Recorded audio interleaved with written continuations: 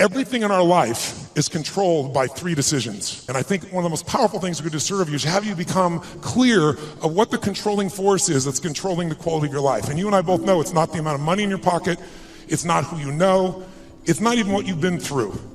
It's really the decisions you make moment to moment about a couple of different things. And the 3 decisions I made in that moment that I'd like to pull your attention to just real quick are, in this moment you're making these 3 decisions, by the way. The first one is, what are you going to focus on? And whatever you focus on, you're going to feel. In fact, many of us in this room, who's ever focused on something, you were thinking something horrible is going to happen, you experienced the pain of that failure or that challenge in your life, and then it never ever happened. Who's had this experience? Say, I. And if things aren't bad in your life, you can always think of shit that hasn't even happened yet and feel bad in advance. Because whatever you focus on, you'll feel. Focus equals feeling, because if you start to take control of your focus, you take control of your life. And the second decision you make is, what does it mean? As soon as you look at something, think about something, focus on it, you gotta decide, what does this mean? Is this the beginning or the end? Is this punishment and reward? Is God trying to hurt me or trying to challenge me? Or is this nothing to do with God? I was just being a lazy bastard. Right? The meanings we give to things control our life. If you think it's the end of a relationship, are you going to behave the same way as you think it's the beginning of a relationship? In the beginning of a relationship, when you're totally in love with someone, what will you do for them? Tell me, what will you do? So when you have the meaning that this is the beginning of the relationship and this person's the most incredible thing, and you will do what for them? What will you do? Anything. When you're in that place, you do anything in the beginning of a relationship. In the beginning of a relationship, if your partner said, would you take out the trash? But after about 7 days or 7 weeks or 7 months or 7 years or 70 years, one day someone said, would you take out the trash? You go, what do I look like, your janitor? You go, what happened to our passion? I'll give you a clue. If you want a relationship to last, if you think it's coming to the end, do what you did in the beginning and there won't be an end. Because when you think it's the beginning, you behave differently than the end. The meaning we associate to things controls our entire lives. Now, when you come up with a meaning, it produces an emotion. And if you and I want to look at the quality of our life, there's only a way to define it. One way, really, that's real. How do you feel every day? If every day of your life you got $1 billion and every day you feel guilty or angry, by the way, nothing worse than an angry rich man or woman, isn't there? You just want to slap them, don't you? How do you have the right to be angry? But they find a way. But if you got $1 billion and you're angry and you're pissed off and you're guilty all the time, what is the quality of your life? You can be miserable no matter what you have, and you can be euphoric having nothing. We all know it's true. In fact, is it possible to learn to let, for example, all hell could be breaking loose around you, and you could just be sitting in a chair in this centered space, all hell breaking loose, and you could still feel great? Is that possible? Yes or no? Yes or no? Sure, but you and I live in a Western culture. Well, if you sit and bliss out, people come and take your furniture. So we have to be good at not only controlling the internal world, but our external world. And that's shaped by what we do. And what people do is based on their emotions and also their role models. So I thank you, Mark, and I thank all of you that are role models for people, where you show people that success does not mean taking, that success can mean truly growing and giving. That money, resources, and opportunity are things to be shared. They're things that are tools for a quality of life that you're able to enhance for people and for yourself and your family. Pretty beautiful thing. What does it take to develop a rich mindset? Since you've been both poor financially and rich financially, what do you think it takes to develop a rich mindset? You know, that is such a great question, because people don't understand how important that question is. People say to me, James, I need to make a quick $10,000 really fast. What should I do this weekend? That's not that's not a reasonable question, and there's no answer to that. But mindset is, and it almost sounds like cliche, so I'll get it more practical, but there's so many aspects of mindset, but you have to realize that money is not, how should I put this? Money is not something you get so you can spend it. Money is a symptom of having a good growth mindset, not a scarcity mindset. So having an abundance mindset. So for instance, this is just an example, but I write down ideas every day. I write down 10 ideas a day, and often I write down ideas for other people. I might write down, 10 ideas for Google, and I'll send them to Google. And as a result, I've been invited to visit, and I visited Google, Facebook, LinkedIn, Quora, Twitter. I visited all these companies because I share ideas with them.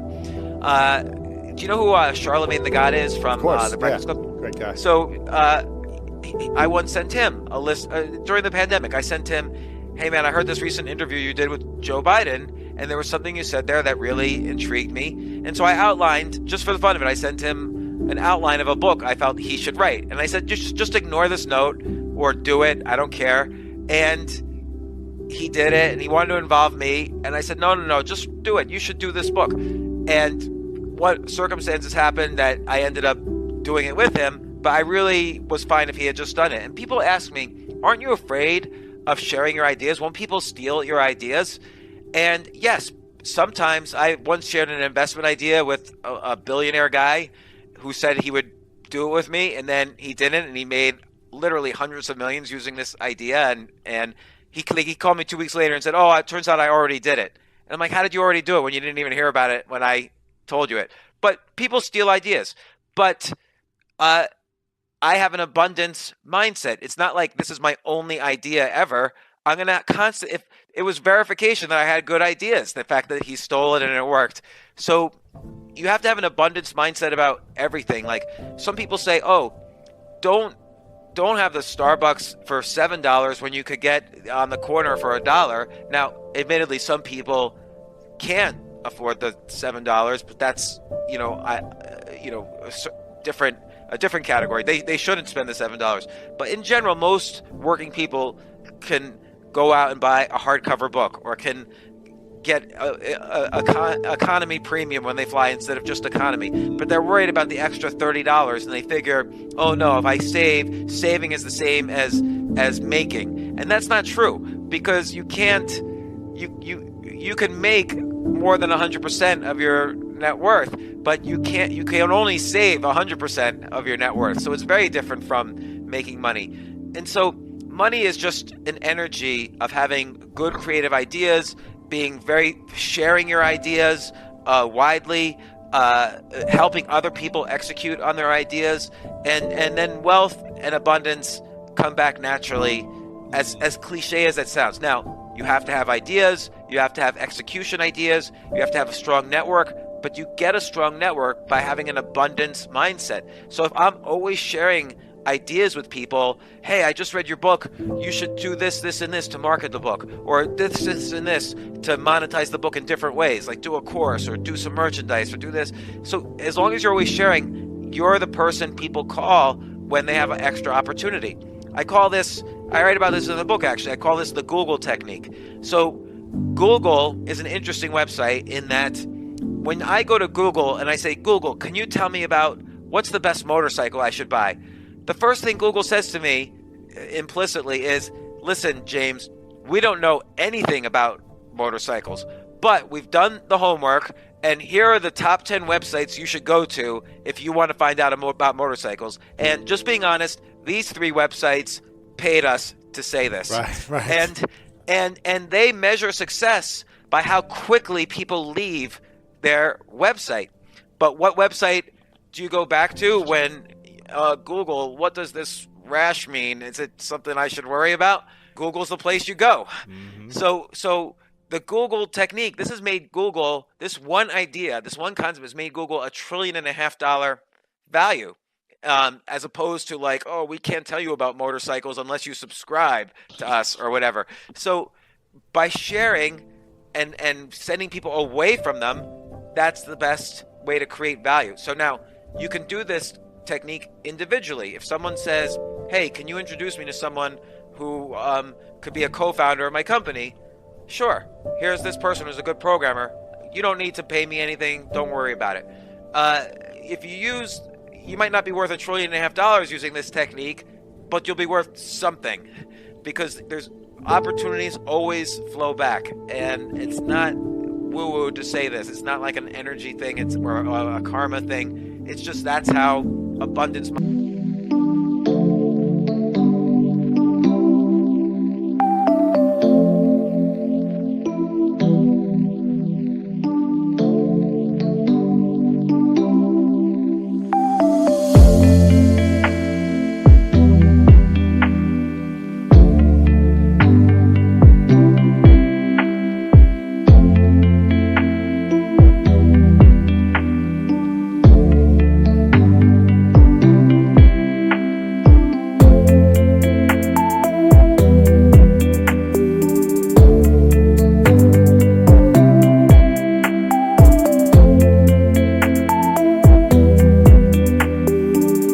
mindsets work. And so when I was really depressed about losing all my money, I thought, oh my gosh, I had won the lottery. I worked really hard for 5 or 6 years and I made a lot of money, and then I blew it all.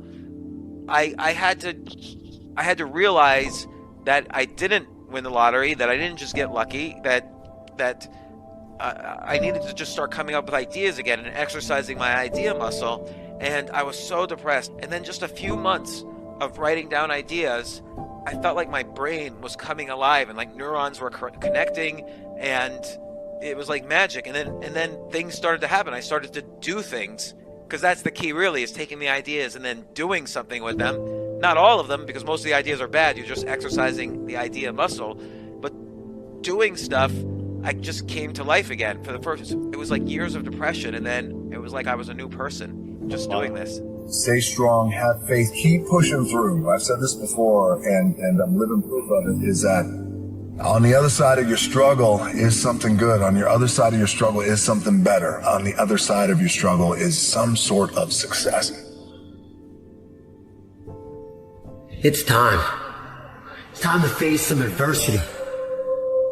Look.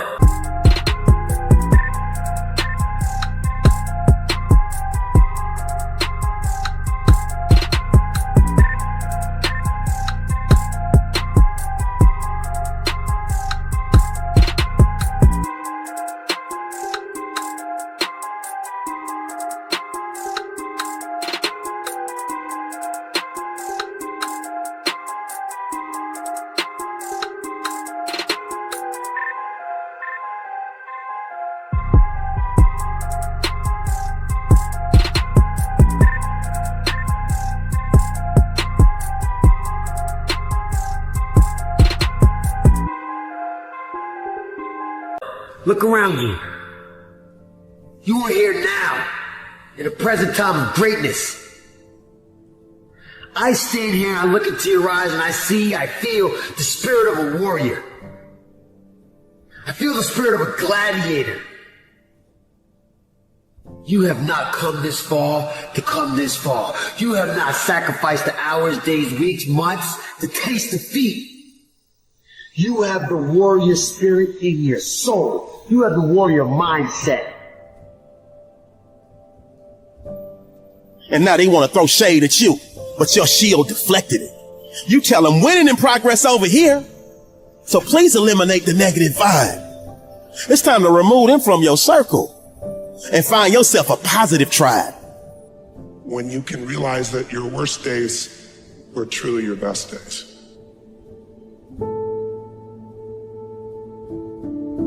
When you can realize that every human being goes through pain and injustice, some more than others, but everyone goes through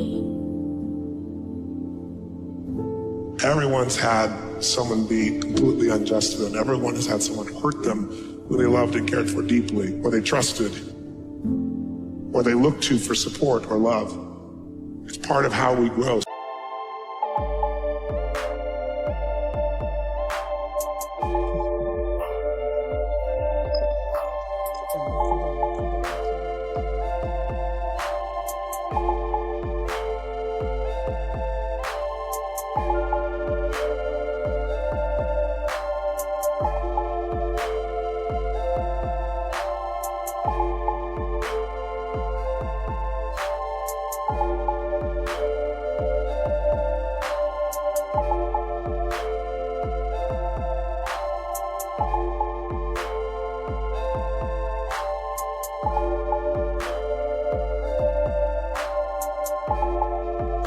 Spiritually.